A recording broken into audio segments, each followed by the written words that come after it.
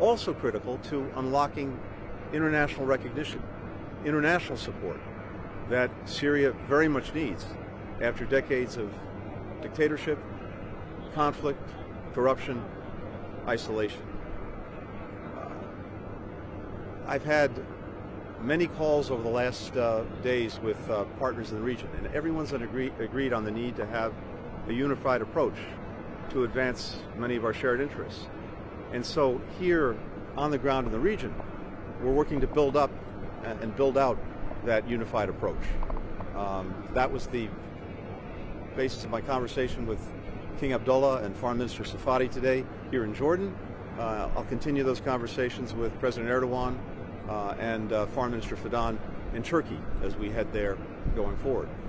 We also want to make sure that we're doing everything possible to support those people, those organizations that are working to find the thousands of disappeared people, children, women and men, during the Assad regime.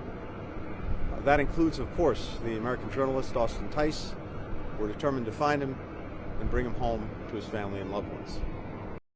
The stated purpose of those actions from the Israelis is to try to make sure that equipment that's been abandoned, military equipment that's been abandoned by the Syrian army, doesn't fall into the wrong hands, terrorists, extremists, etc.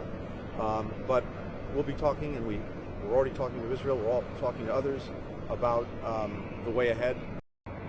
Turkey has real and clear interest, particularly when it comes to the PKK and terrorism, which is an enduring threat to Turkey.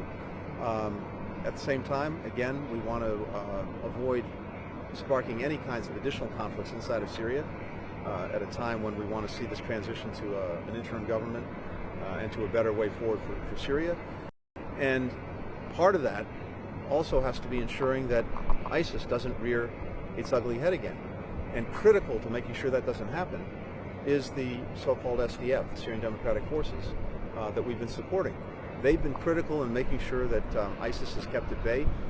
Critical also to guarding the detention facilities where thousands of foreign terrorist fighters have been detained for years, keeping them off of the battlefield, keeping them away from rejoining ISIS. That's a critical mission, and it's one that we have to see be pursued going forward. Thanks, everyone. Thank you.